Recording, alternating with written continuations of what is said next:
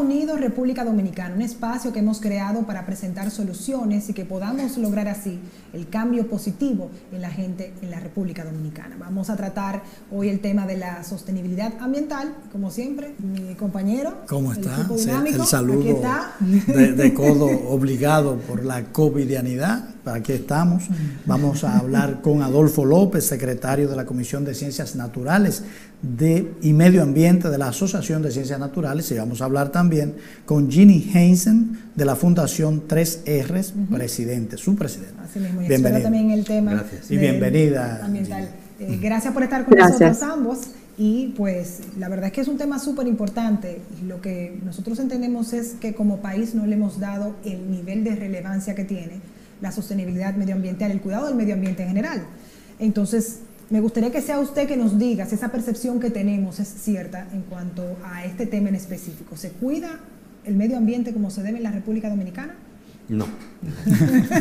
No se cuida, como se debe, pero por lo menos sí que hay una conciencia de que se debe cuidar, y hay mucha gente que está luchando día a día para intentar que se cuide.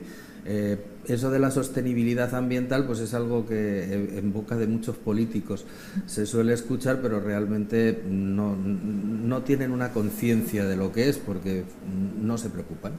O sea, la sostenibilidad medioambiental se basa en que la incidencia que tienen tus actividades sobre el medio ambiente pueda seguir a largo plazo sin que ese medio ambiente se vea deteriorado. Eso es así de sencillo. O sea, por ejemplo, si tú quieres pescar, tú puedes hacer una pesca sostenible. Para eso, ¿qué tienes que hacer? Lo primero es respetar las vedas, porque es cuando se reproducen los peces. Si tú no respetas las vedas, pues olvídate de sostenibilidad medioambiental, porque sí, vas a pescar mucho durante unos añitos y luego no vas a pescar nada. Y así lo podemos extrapolar a todas las actividades. Entonces, la sostenibilidad es fundamental para poder tener un medio ambiente sano y para poder tener una economía sana. Indudablemente que el desarrollo económico implica explotación de los recursos naturales. ¿Cómo conseguir equilibrar las acciones para desarrollar económicamente un país sin que se deteriore el medio ambiente? ¿Cómo es el modelo? Bueno, es relativamente sencillo, porque hay muchísimos profesionales que estudian en las universidades y que se preparan en centros de investigación y en muchos sitios para precisamente poder dar esa respuesta a la nación y hacer el trabajo. En República Dominicana se da el caso de que tenemos un equipo espectacular de ese tipo de profesionales. O sea, no nos falta gente, no nos faltan conocimientos, no nos falta preparación, pero lo que sí nos falta es que se les haga caso. O sea, porque muchas veces estos profesionales claman en el desierto. O sea, dicen lo que hay, avisan, apoyan, incluso lo hacen sin ningún espíritu de lucro muchas veces, como es, por ejemplo, la Comisión de Medio Ambiente, de Ciencias Naturales y de Medio Ambiente de la Academia de Ciencias de la República Dominicana, de la que yo soy secretario. O sea, nosotros tenemos un equipo espectacular y tenemos que estar peleando constantemente para que se entienda que nuestro medio ambiente debe ser manejado adecuadamente. Entonces, lo primero que hay que hacer es tener una planificación. Cuando tú planificas, tú sabes hasta qué punto puedes afectar el medio ambiente sin que lo deteriores a largo plazo. Tú siempre vas a afectar el medio ambiente. O sea, no es posible hacer una cosa sin que no tenga una serie de consecuencias. Pero esas consecuencias se pueden, digamos, solucionar en un plazo breve de tiempo haciendo un trabajo correcto. El ejemplo más claro, por ejemplo, es la veda de langosta. Ahora mismo estamos en veda de langosta. Ahora, tú te puedes ir a comer langosta a donde te dé la gana, porque nadie se preocupa de que esa veda se respete. ¿Qué es lo que ocurre? Pues que nos estamos quedando sin langosta. Porque claro, si no respetan... Eso sería trágico para un país pero turístico. Sí, en realidad. No, pero es que la langosta antes era muy barata. Era muy barata porque había mucha. Ahora, si tú te quieres comer una langosta, te cuesta un ojo de la cara. Sí. ¿Por qué te crees que se vienen los turistas desde Europa a comer langosta aquí? Porque es que allí no se la pueden permitir, porque como hay tan poca, porque lo han sobreexplotado, ya, pues resulta que no se puede. Entonces, aquí antes era, bueno, tú llegabas a cualquier hotel, yo me acuerdo, hace 30 y tantos años cuando llegué aquí, que lo primero que me encontré en Cayo Levantado fueron unos señores con unas bandejas y con las langostas más grandes y más maravillosas que he visto en mi vida. O sea, wow. Pero ahora eso no lo ves, o sea, ahora ves una langostita pequeñita, una así, otra así. Porque no le dan ni tiempo. Te cobran, bueno, no respetan la veda, que no entendemos la importancia de eso. La langosta lo único que tienes que hacer es respetar la veda, o sea, durante 3 meses al año no pescarla, ya, punto. O sea, eso no es un problema para nadie.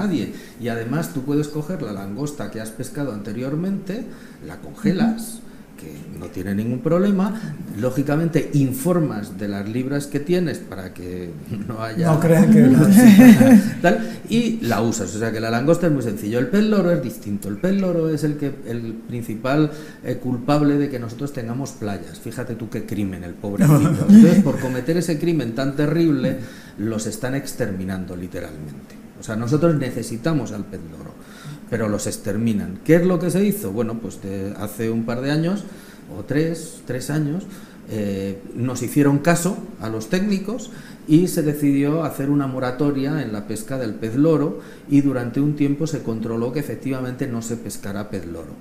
Pero ahora ya con las nuevas autoridades que hay en el Ministerio de Medio Ambiente, que les da todo igual, pues nada, que pesquen todos los peces loros que quieran, porque al fin y al cabo, ¿para qué queremos nuestras playas? No sirven de gran no cosa. Necesitamos, Solo no vivimos del turismo. Solo le dan de comer a 1 millón de dominicanos. Absolutamente nada. Entonces, el pez loro es un pez que no se debe pescar. O sea, no es que tenga veda, es que hay que dejarle vivir tranquilito, porque es el que el que genera una sostenibilidad en las playas. No debería ser parte de nuestra... tema de verdad. Entonces ahí, y me gustaría que la señora Heinze entre en esta conversación, con esta respuesta. Necesitamos de la ciudadanía que entienda estas realidades para que pueda actuar. Usted hablaba de que hay una conciencia, pero en realidad estamos siendo coherentes con esa conciencia como dominicanos, o está faltando que se nos eduque más para nosotros entender el impacto de nuestras acciones a nivel de medio ambiente. Yo estoy de acuerdo con Adolfo. Hay más conciencia. Sí, hay más conciencia, pero falta sanciones y consecuencias, porque el ser humano las necesita. En los países desarrollados no es que sean más educados, es que hay sanciones. O tú lo haces o tú recibes unas consecuencias, y a eso es lo que estamos débiles aquí en el país. Esa debilidad nos lleva a veces a una dicotomía terrible entre aprovechar la naturaleza y no aprovecharla. Por ejemplo, en el tema de la minería, se divide el país en 2 bandos. Los que quieren proteger absolutamente el medio ambiente y que no haya explotación minera, y aquellos que quieren a toda costa explotación minera. Y una minoría que dice, puede existir explotación respetando la naturaleza. Veo que en este país falta ese justo medio. ¿Usted cree que es posible? No estoy de acuerdo contigo. No, interesante. No falta el punto medio.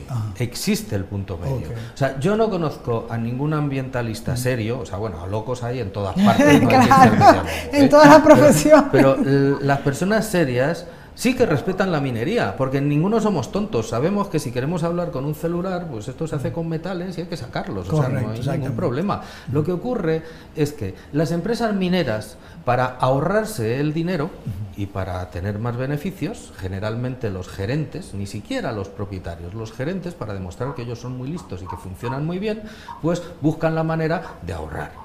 Entonces, en vez de aplicar los métodos que además vienen ya incluso muchas veces en los estudios de impacto ambiental y todo esto, para que se minimice el impacto negativo de la minería, simplemente no lo hacen, y entonces nos generan unos destrozos ambientales brutales. Nosotros lo que estamos intentando es evitar estos destrozos ambientales. Y hay algunas veces que la minería no es factible, porque tú tienes que elegir entre 2 cosas. Por ejemplo, el agua, o sea, tener agua para beber y para cultivar medio valle del Cibao, o tener una compañía minera que se hace rica, evidentemente, y que le da una pequeña parte al Estado. Esa pequeña parte que le da al Estado no es ni la milésima parte de lo que le cuesta el destrozo ambiental que genera la minería. Lo que pasa es que esa mínima parte se la dan en dinero a unas cuantas personas que toman decisiones y no hay una conciencia clara del dinero que nos está costando en el país el que se hagan destrozos brutales. Te voy a poner un ejemplo con nombre y apellidos. Por ejemplo, mira, Barrick Gold. A mí me llaman para hacer una evaluación porque Barrick Gold quiere destruir toda una montaña que está llena de cuevas con arte rupestre para sacar el material, la caliza, para procesar las aguas contaminadas que genera la mina. Y yo digo, pero bueno, ¿y qué es lo que está pasando? ¿Cómo lo están haciendo hasta ahora? Pues resulta que ellos están utilizando minas de caliza en sitios donde sí se puede sacar la caliza, que no hay cuevas con arte rupestre, que no hay recursos culturales, que nada, y de las que vive un montón de gente en la zona de San Cristóbal, fíjate tú concretamente, y diariamente las llevan allí. Entonces, a los gerentes de la mina se les ocurre brillantemente, digo, bueno, ¿para qué vamos a estar pagando a todo un grupo de mineros que vive a 60 o 70 kilómetros de aquí, si realmente nosotros aquí tenemos una mina de caliza fabulosa? ¿Qué es lo que pasa? Que esa mina no se puede tocar. Correcto. No se puede tocar porque, en primer lugar, tiene un bosque húmedo intacto. En segundo lugar, tiene al menos 7 o 8 cuevas con arte rupestre llenas de pinturas, de petroglifos, de todo. Es un santuario prehispánico. Y está en medio de la mina. Entonces, ¿qué es lo que decidieron graciosamente? Pues dejarles sin trabajo a todas estas personas que tienen minas responsables, que funcionan y que no dan ningún problema, y destruir los recursos culturales de la República Dominicana, que les importan nada y menos. Se ahorran un montón de dinero, evidentemente. Bastante. Entonces, claro, nosotros, lógicamente, nos hemos puesto al frente de que de eso nada. O sea, de eso nada. Así es como funciona el cerebro, digamos, de la empresa minera irresponsable. Y los ambientalistas tenemos que estar luchando contra destrucción del patrimonio cultural, contra la destrucción de los ríos, contra la destrucción de los bosques, contra la contaminación de toda esta gente. ¿Y por qué tenemos que luchar? Porque, como muy bien dice Ginny Heinsen, no hay fiscalización ninguna. O sea, la Barrick Gold tiene un contrato y tiene un estudio de impacto ambiental y tiene que cumplir una serie de cosas. Pero si tú no lo obligas a que lo cumpla, ellos hacen lo que les da la gana. Claro. Y como esta mina, otras muchas. O sea, yo he hecho un montón de estudios de minería cuando he estado trabajando en el Ministerio de Medio Ambiente y te podía aburrir aquí hablándote de estas cosas. O sea, pero la idea es simplemente esa. O sea, los ambientalistas estamos absolutamente a favor de una minería responsable. Okay. Sí, eso es súper importante y me gustaría también que lo comentáramos con la señora Heinsen, porque muchas veces tildan a los ambientalistas de personas que no quieren que se aprovechen los recursos naturales, y es todo lo contrario, es un tema de hacerlo con conciencia. Usted, a través de la misma fundación que preside, ¿qué experiencia ha tenido en este ámbito de trabajar con los recursos renovables de la mano de cuidarlos? Es que es sencillamente ser coherentes. Estamos en un mundo con unos recursos limitados. Y yo creo que Adolfo lo puso perfecto, o sea, yo lo secundo 100%. No podemos trabajar y sacar y succionar recursos que son limitados. Y más si tienen que ver con el agua, si tienen que ver con la salud del ser humano, porque que conste, la salud es una.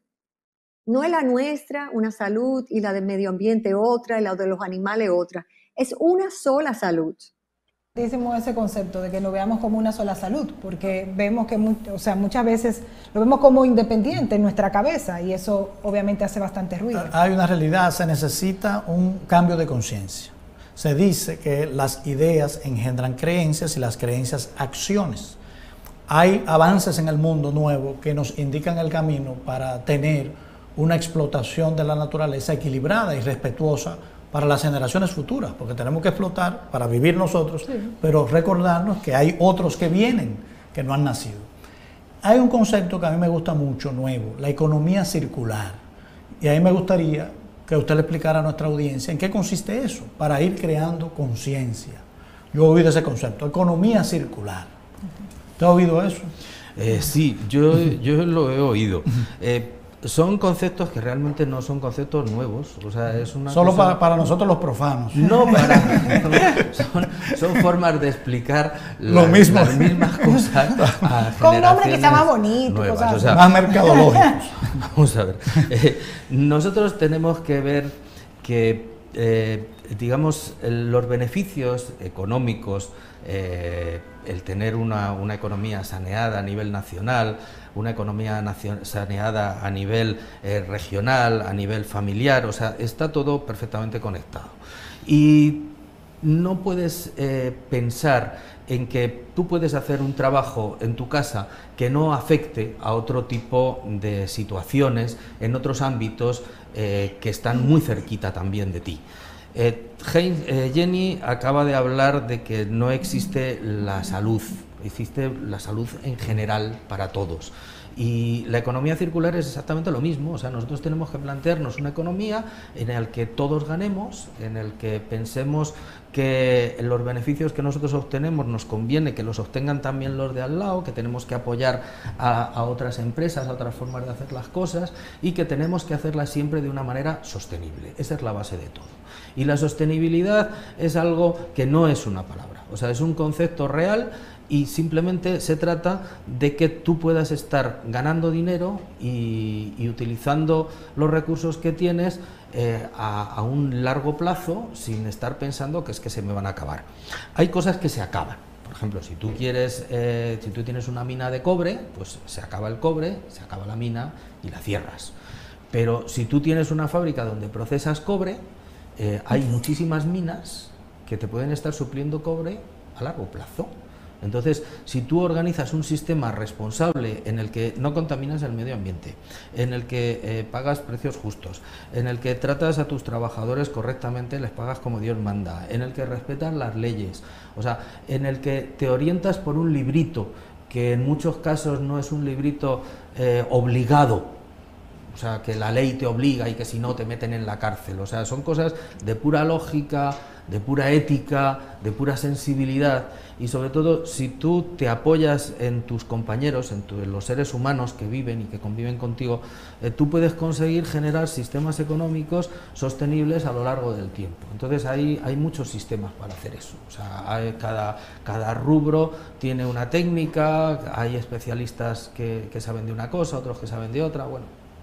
A mí me gustaría que Ginny, que tiene experiencia en el manejo integral de desechos sólidos, me opinara al respecto sobre una variable de este concepto que para mí es nuevo, que no soy especialista en esta materia. Guárdese ahí la variable, vamos a hacer una pausa. En breve. Bueno, le hago la pregunta.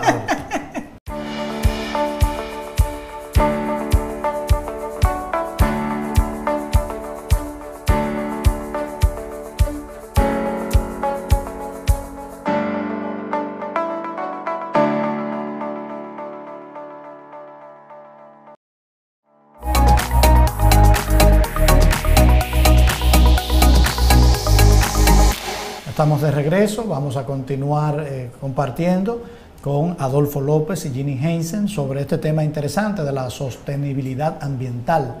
Yo quiero hacer la siguiente pregunta a Ginny con respecto a una variable de este concepto de economía circular, que es la reutilización.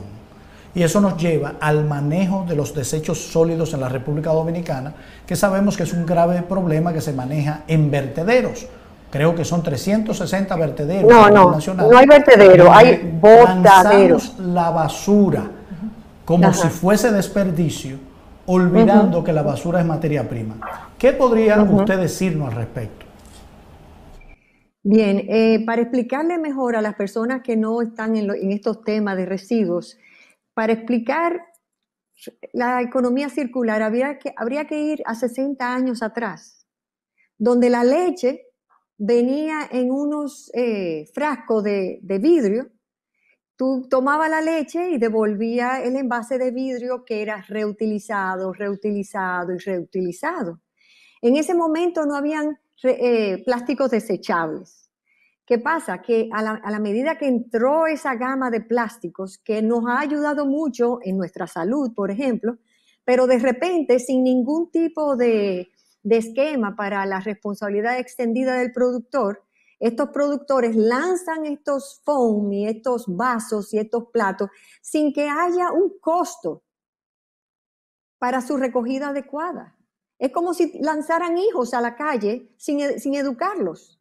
Entonces, obviamente que si no está internalizado el costo de su recogida y de su disposición correcta, eso es un problema. Entonces, la economía circular busca que todo lo que el humano reciba para su uso vaya a un ciclo que vuelve y se use, porque si no, todo lo que permanece en el botadero son recursos naturales mal administrados.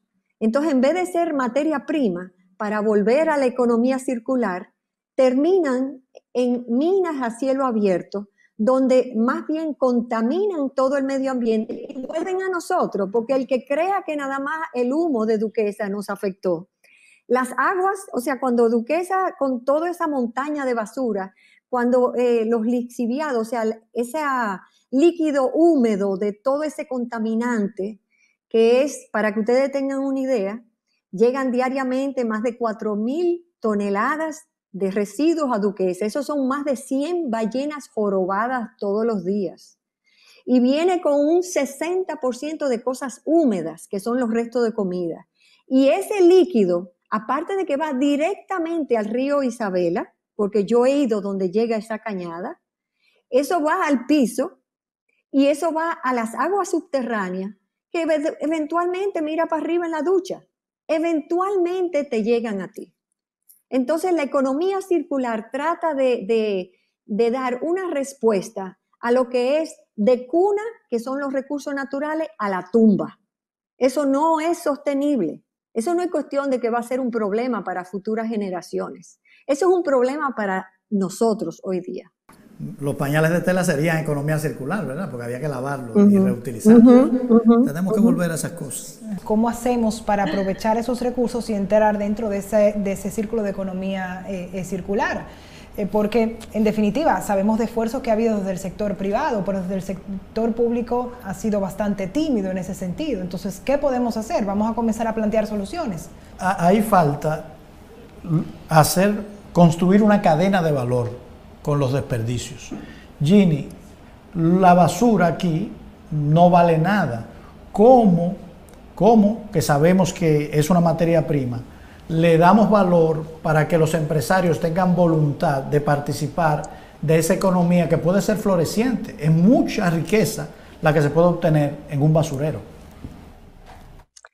Bien, aquí tengo varias anotaciones y obviamente esta es mi pasión, porque lo que es basura y lo que hacemos es nada más un espejo de la falta de ética y de la falta de conciencia que tenemos nosotros todos. Y no solamente en nuestro país, eso es muy universal en muchísimos países.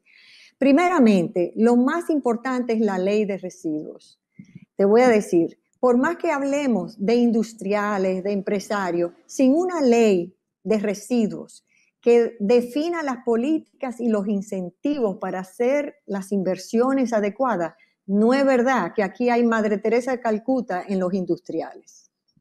O sea, se necesita la ley y esa ley entra y sale del Senado, de los diputados, la archivan en unos sitios ahí de alta instancia, vuelve y sale, y principalmente por los intereses económicos. Y por más que los legisladores han querido plantarse con ciertos temas, le bajan la mano y dicen que no, y ya, bueno, ya lo que queremos es la ley, aunque no sea perfecta. Ya de prohibir ciertas cosas, ahora nada más dejan en el aire el tema de reducir sin plantear bien cuál es la estrategia, cuál es el tiempo. Ok, está bien, pero lo importante es que la ley venga, porque va a haber un marco legal para invertir en los vertederos, en los botes. Ahora mismo no hay. Solamente una persona que quiera arriesgar todo su capital puede hacer una inversión porque, de acuerdo a la ley, el alcalde de turno, que es el responsable de la basura de todos los municipios, solamente puede comprometerse durante el término de su mandato. Así, una inversión en un vertedero por lo menos requiere de 20 años para retirar su inversión. Entonces, sin la ley no hay eso. Otra cosa, sin la ley, como les digo, no hay incentivo para que los empresarios inviertan. Y los empresarios, cuando hay incentivo y hay políticas, ellos se lo huelen, meten el dinero ahí. Por eso aquí hay zona franca, por eso aquí hay turismo, porque hubo las políticas, hubo los incentivos y los empresarios le caen atrás a esa facilidad. Entonces, eso es la ley, la necesitamos. Y la ley, vuelvo y le digo, entiendo que hasta los mismos económicos, el sector económico también está diciendo, no, ya que la prueben como está, o sea, la presión la tienen. Entonces, ¿qué pasa? Yo tengo que insistir que el reciclaje no es la respuesta definitiva. Si ven noticias internacionales, el reciclaje ha colapsado a nivel mundial. Ha colapsado porque desde que China hace 3 años cerró la frontera para la basura, Estados Unidos, Australia, Unión Europea, esos países desarrollados no saben qué con su basura. Entonces empezaron a mandarla a Malasia, a Filipinas. Se plantó el presidente de esos países, dijeron, se va de vuelta esa basura. Y amenazaron, por ejemplo, a Canadá y dijeron, si no la aceptan, se la tiramos en el puerto. Y hay muchas noticias al respecto. Y es que para tú reciclar, tienen que haber un protocolo, un criterio del envase. Aquí en el país hay un excelente modelo exitoso de reciclaje de plástico. Hay 2 empresas que reciclan el plástico duro, de manera que uno no va a ver ni un pedazo de guacal, ni un pedazo de cubeta, ni un pedazo de silla, ni de mesa, porque hay 2 industrias modelo que reciclan 100% de ese plástico duro. Y esas industrias se han desarrollado sin necesidad ni siquiera de incentivo. Pero hay una cantidad de plásticos y una cantidad de, principalmente plástico, que se producen sin ningún tipo de criterio de que eso no se va a reciclar aquí ni en ningún lugar. Entonces, las pilas, quiero decirles lo siguiente. Aquí hay empresas que por su responsabilidad internacional tienen que separar todo tóxico, entre ellos las pilas. Y esas pilas se separan y se entregan a empresas que están certificadas y que las gestionan y las exportan.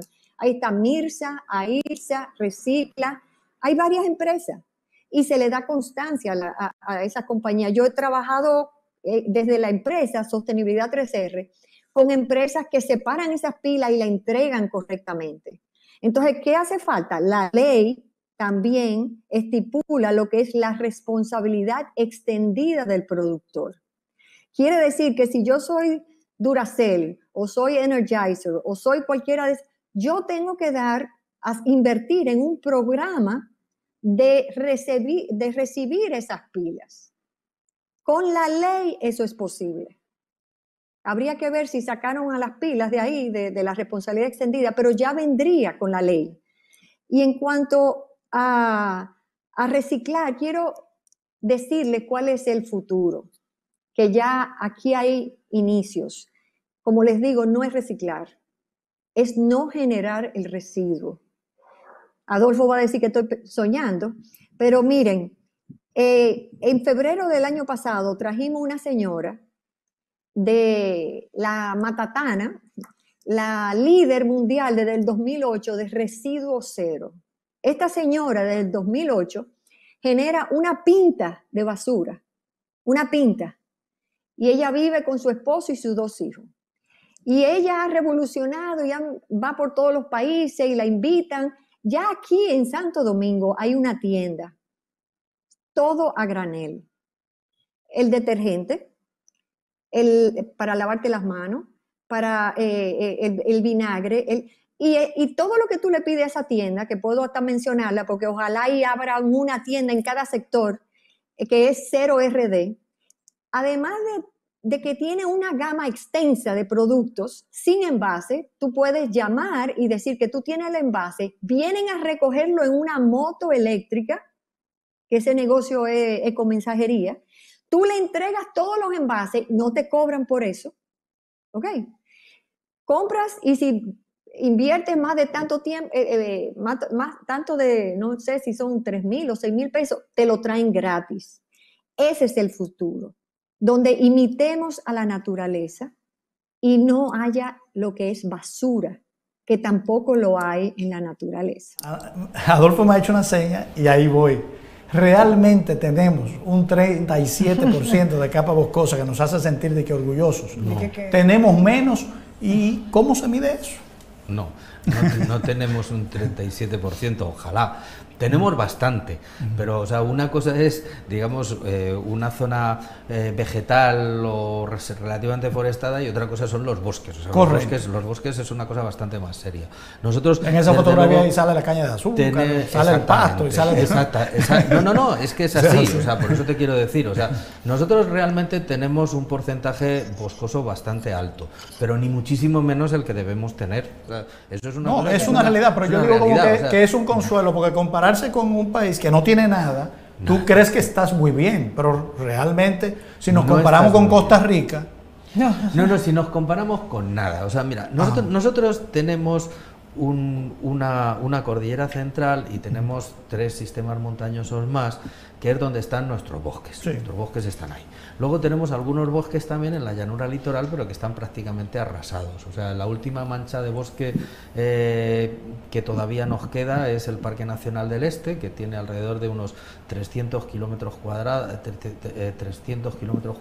de bosque que todavía se conservan, pero es una manchita de nada, o sea, porque fíjate, todo lo que es la llanura litoral de la República Dominicana. Nuestros bosques están en la cordillera, la Sierra de Neiva ya no hay. O sea, la Sierra de Neiva está talado prácticamente al 95%, o sea, da pena. Pero eso es una tragedia. Yo me la he recorrido, sí, claro que es una tragedia, pero es que si te la recorres, como he hecho yo, y algún otro loco como yo, que te coges el carro y te subes por toda la sierra y la atraviesas de punta a punta. Yo solo pude llegar hasta la mitad con el carro. Luego ya el carro tuvieron que ir a buscarlo y yo salí de allí. El pobre carro. No sé ni cómo pude salir de allí. Pero lo cierto es que pude ver exactamente la situación. En la Sierra de Neiva hay 4 árboles, ya está, y además 4 que no tienen futuro ninguno porque los están talando. Y nosotros no reaccionamos, o sea, ¿cómo se puede deteriorar? Es que no eres tú el que tiene que reaccionar, o sea, tiene que reaccionar la gente a la que tú estás pagando para que reaccione. Tiene que reaccionar nuestras autoridades, básicamente. Y no mueven un dedo. Se movió un dedo en algún tiempo, pero ahora nada. Que es lo mismo que hablamos, esa fiscalización, hacer cumplir la ley que hay. Vamos a continuar de eso ahí, no me preocupe, que venimos ahora. Háblalo ahí.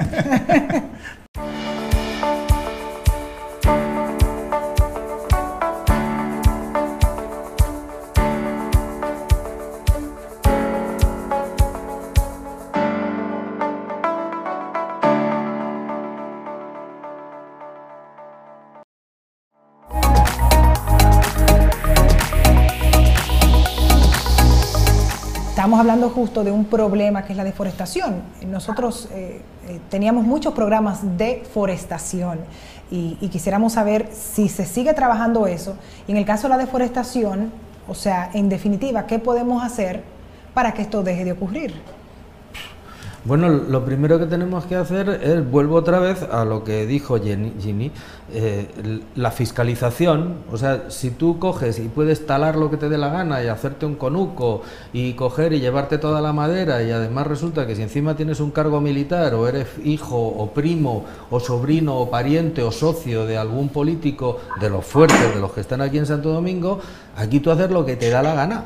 O sea, hacer lo que te da la gana. Entonces, la gente vive en una inmediatez absoluta. O sea, no tiene conciencia de eso, de dejarle algo a sus hijos, de dejarle algo a otra generación.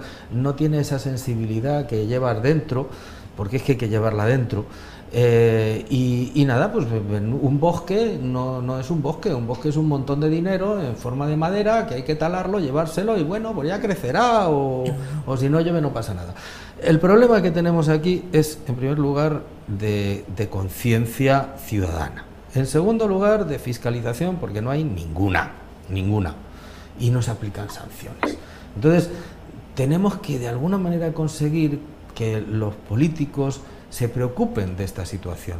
O sea, que el hecho de tener una posición en el ejército no pueda ser una patente de corso para hacer lo que te dé la gana. O sea, que el hecho de tener digamos, unos lazos familiares con algún político de importancia no sea el motivo para poder arrasar con lo que te plazca. Y eso que yo te estoy diciendo es lo que actualmente está ocurriendo. Y además es que se denuncian las redes ambientales con nombre y apellidos. Los bosques se están viniendo abajo. Se están viniendo abajo y de verdad que es terrible. Y todo esto tiene un efecto inmediato, o sea, no te digo a largo plazo ni a medio, a cortísimo plazo para las comunidades, o sea, porque cuando tú estás deforestando las montañas te estás cargando los ríos. O sea, es imposible que un río... El ciclo del agua completo sufre. Sí, no es que sufra, es que desaparece. O sea, hace poco, hace un año, una cosa así, se montó un escándalo porque estaban destruyendo, creo que era la cabecera del río Mulito, o sea, un río que yo he visto con agua maravilloso hace un montón de años, o sea, que era una gloria ir allí a bañarse y hacer lo que te da la gana. Ahora lo que tiene es un chorrito. Entonces, los señores que tienen que preocuparse del río fueron allí, precisamente, el mismo ministro de Medio Ambiente, a decir que es que allí no pasaba nada. O sea, que no pasaba nada, que todo se hacía muy bien. Entonces tú te quedas con la boca abierta diciendo, o sea, no solamente permiten que te deforesten un río, sino que encima, o sea, van allí y te manipulan para decir que no pasa nada y que está todo muy bien hecho. O sea, ese es el señor que tiene que cuidar nuestros ríos, nuestros bosques, pero bueno, es que se te ponen los pelos de punta. Claro, hasta que nosotros no lleguemos, o sea, a una conciencia ciudadana y a un nivel de políticos en este país, que los hemos tenido, o sea, ahora no, pero los hemos tenido, o sea, que realmente se preocupen, o sea, porque nuestros bosques no se deforesten, porque nuestros ríos sigan teniendo agua, y la gente pueda beber de esa agua y puede utilizarlo para sus conucos, para sus cosas y tal, nosotros no vamos a ningún lado. Y tenemos un gran depredador. Usted ha mencionado individuos, ya sea de la sociedad, el campesino que tala sin permiso, o el militar que se aprovecha de un bosque para su aserradero informal, pero hay un gran depredador que es el Estado Dominicano. Eso es lo increíble. ¿Y cómo depreda ese monstruo? Bueno, tiene el interés de desarrollar, de estimular la industria de la construcción, promueve la construcción pública y como necesita materiales de construcción, da permiso para que se lo traigan de los ríos. Entonces, ¿cómo el que tiene que protegernos es el que está acabando con los ríos? Que debiera decirle a esos camioneros, no, hay canteras secas. Tráigame el material de cantera seca, porque no le voy a aceptar material de ríos. Pero porque es lo mismo que decíamos, o sea, no se trata de no utilizar los recursos naturales, se trata de saber utilizarlos. Entonces no solamente un ministro, cuando yo hablo ya del Estado, hablo del aparato de gobierno completo, que está conspirando contra el medio ambiente. Bueno, es que el ministro no se ha puesto él solo. Correcto. O sea, la gente pone verde al ministro, como que parece que no, que es que de repente apareció allí. Que es independiente. No, o sea, a ese señor le han puesto. Correcto. Y además le han dejado. Y le han dejado. Claro. Mira, las normativas, o sea, para lo que es la minería en los ríos, en los ríos, la minería no metálica, la hicimos en el Ministerio de Medio Ambiente hace 3 años. O sea, la revisamos, la reorganizamos y generamos una normativa nueva y estuvimos peleando a brazo partido y conseguimos frenar durante un tiempo la extracción de agregados en los ríos. Sí, fue durísimo y yo te lo puedo decir porque es que yo estaba en el campo con el equipo de técnicos del Ministerio luchando por eso y estaba con la dirección legal del Ministerio preparando normas y estaba explicándole al ministro, al otro que había, no al de ahora, claro, cómo funcionaban las cosas y qué es lo que teníamos que hacer.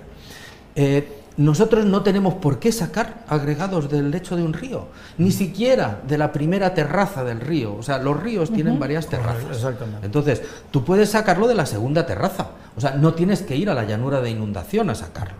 O sea, pero lo que ya sí que es imperdonable es sacarlo hay canteras secas, aquí muchas. Sí, claro que sí, pero que no necesariamente tienes que estar obligado a ir a una cantera seca tampoco. O sea, ojalá. Eso fuese lo ideal. Eso sería lo ideal en algunos casos, en otros no hace ni falta. O sea, lo que no puedes hacer es hacerle un agujero en el lecho de un río. Que yo lo he visto. Porque cuando tú haces un agujero en un lecho de un río, le quitas la impermeabilización natural que tienen todos esos cauces, y entonces resulta que cuando hay avenidas el agua inmediatamente se sume y se destroza el sistema. ¿Y por qué lo hacen en el río? Porque es más barato. O sea, porque es que es mucho más barato. O sea, el problema es que no quieren pagar lo que corresponde por sacar los agregados. Lo que quieren es meterse ese dinero ellos en el bolsillo, y no es ahorrar nada, es robarle a todos los dominicanos su agua, robarle sus paisajes. Y por eso nosotros tenemos que ser muy conscientes de que cuando vemos un camión que está sacando arena de un río, tenemos que estar como locos hasta, vamos, llamando a la policía, tomando la matrícula, hacer una denuncia a todos los ciudadanos. Pero es que claro, yo veo pasar los camiones y la gente como que le da igual. Pero claro, me imagino que también en muchas ocasiones saben la persona que hay detrás de eso. Bueno, esa es otra. Y es bastante complicado. Hay otro proyecto que viene desde el Estado, que nosotros estuvimos conversando con usted en una entrevista anterior, la preocupación que había sobre el impacto medioambiental, que es Punta Catalina. Usted nos habló del ROCASH y cómo eso nos va a afectar. Me gustaría que también escuchar la opinión de la señora Heinzen en cuanto a Punta Catalina y cómo nosotros vamos a ser impactados por estos residuos, por el ROCASH, y la poca preparación entonces que ha habido, o ninguna preparación para hacer frente a esa realidad. Ay, Dios.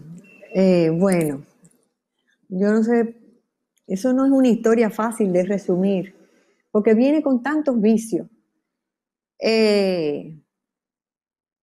La crisis principal que tiene el país y tiene el mundo es la crisis climática. Y el haber invertido con todas sus oscuridades en una planta de carbón en este momento de la historia, cuando las principales plantas de carbón se están apagando, es como una incongruencia para empezar.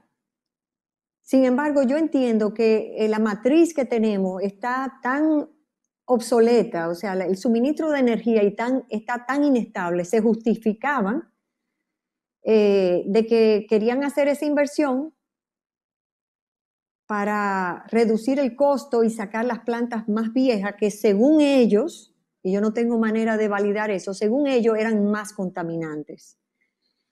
Alemania, por cierto, tiene el 40% de su matriz de carbón, los famosos alemanes, porque como salieron de energía nuclear, etcétera, se han tenido que apoyar en la energía de carbón mientras hacen la transición a las renovables.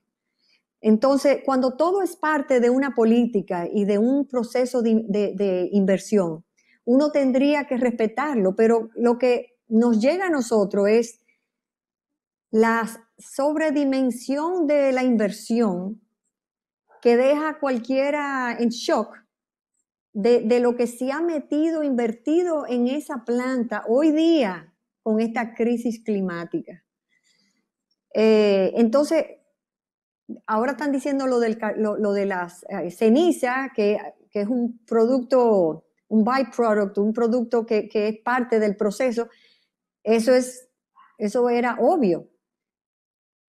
Yo la verdad que ya tenemos Punta Catalina como encima del moño. Y eso es producto y reflejo de la falta de conciencia ciudadana en este país.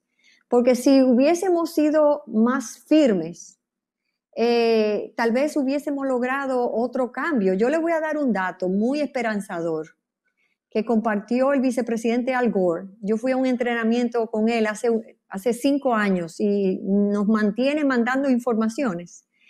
Y él hizo una presentación en Oxford, en la Universidad de Inglaterra, que decía lo siguiente: hace 5 años la energía renovable era menos costosa que la convencional, llámese que la de combustibles fósiles, carbón, petróleo, etcétera, en un 1% de los países del mundo. Hace 5 años.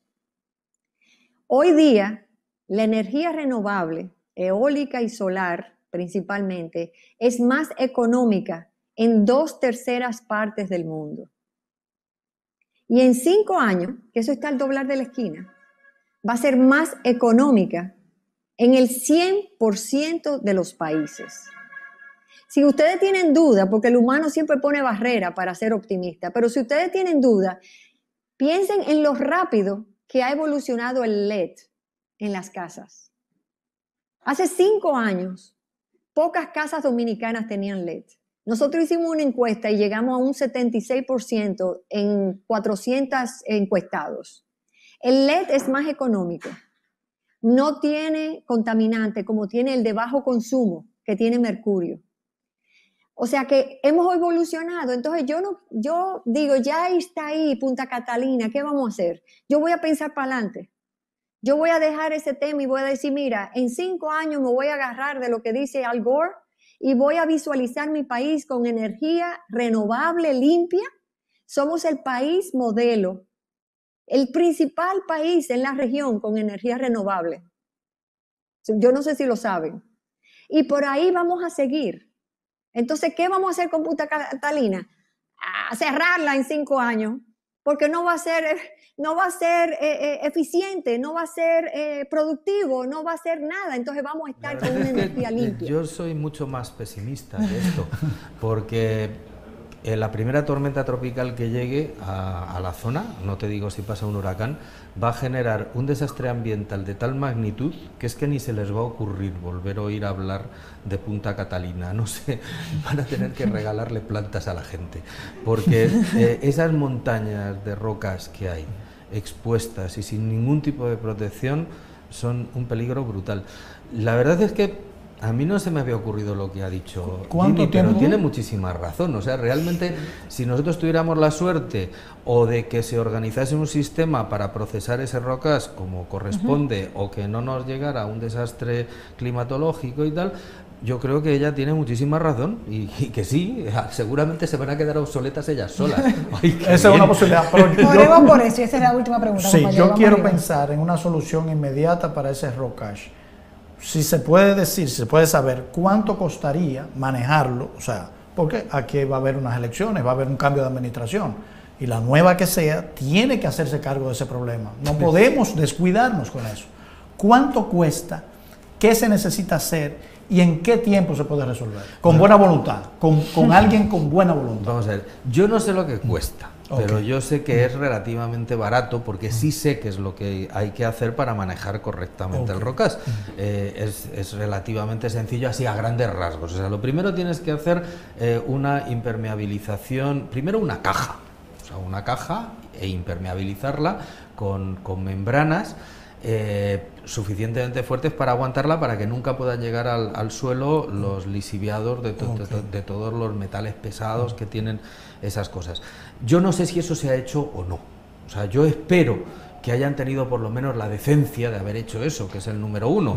Si eso se ha hecho, entonces lo que tienen que hacer es un sistema de manejo normal, que lo que normalmente se hace en las centrales que producen este rocas es en esa zona de depósito perfectamente protegido, perfectamente cerrada y cubierta a ser posible, o sea, no en un descampado como está esto, tú tiras capas de 30 centímetros de cenizas que luego las aplastas con una gran apisonadora y las machacas y se van compactando. Entonces lo vuelves a apisonar y eso se queda bien selladito ahí. Y entonces coges y tiras otra capa y otra capa y otra capa así hasta que se pueda manejar ese asunto. Después todo eso pues coges, lo cubres con tierra vegetal, lo dejas bien. Y hasta le siembra encima.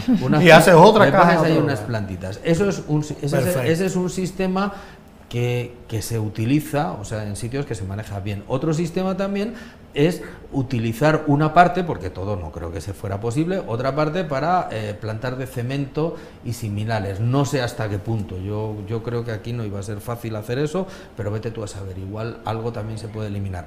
Pero lo que hay que hacer no es preguntarle a un pobre ambientalista desarrapado como soy yo, o sea, que entienden un poquito porque han leído y se han preocupado. Hay que buscar un profesional, que aquí los hay, tenemos muy buenos, y esto que yo te estoy comentando así, a grandes rasgos. Se puede hacer un equipo cuando le diga, vamos a resolver ese problema en 6 meses. Exactamente, le contratan, se hace un plan.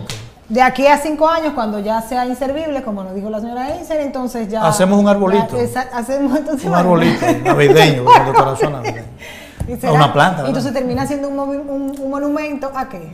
Bueno, eso me lo voy a ahorrar. Muchísimas gracias, señor López, por estar con nosotros. Gracias. Señora Einser también, Ginny, por estar con el equipo conversando sobre sostenibilidad ambiental, que es súper importante. Gracias.